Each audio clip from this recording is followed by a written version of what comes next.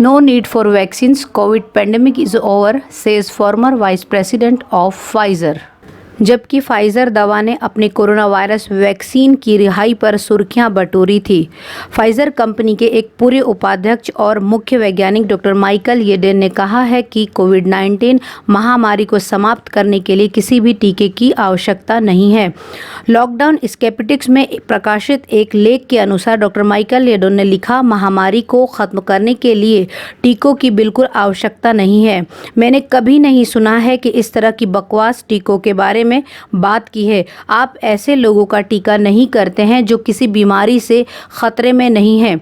आपने लाखों फिट और स्वस्थ लोगों को टीका लगाने की योजना के बारे में भी नहीं बताया है, जिनका मानव विषयों पर व्यापक परीक्षण किया गया है। उनकी टिप्पणियां वैज्ञानिक सलाहकार समूह फॉर इमरजेंसी SAGE की एक व्यापक आलोचना के अंत में आई है, जो यूके की एक सरकारी एजेंसी है जिसने आपात स्थितियों में केंद्र सरकार को सलाह देने का काम किया है। कोविड-19 वायरस की प्रतिक्रिया के रूप में SAGE ने यूके में सार्वजनिक लॉकडाउन नीतियों के निर्धारण में महत्वपूर्ण भूमिका निभाई है।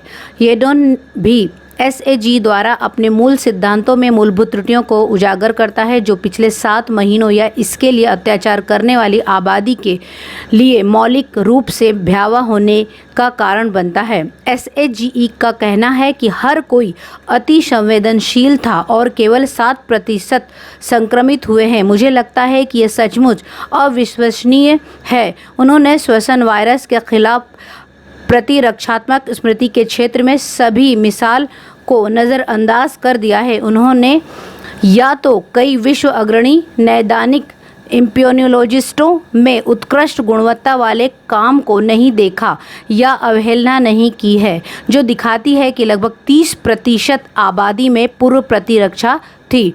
उन्हें अति संवेदनशील से भी कम उम्र के बच्चों के एक बड़े उपसमूह से बाहर रखा जाना चाहिए, जो संक्रमित नहीं दिखाई देते हैं।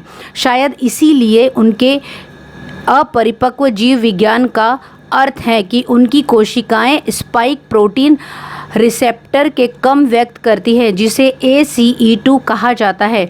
मैंने सभी छोटे बच्चों को पारेषण में भाग नहीं लिया है, लेकिन मेरा मानना है कि 2/3 मूल्य बहुत रूढ़िवादी है। वैसे भी यह सामग्री नहीं है, येडेन ने लिखा। SAGE एक बहुत ही महत्वपूर्ण चर में राक्षसी रूप से गलत है।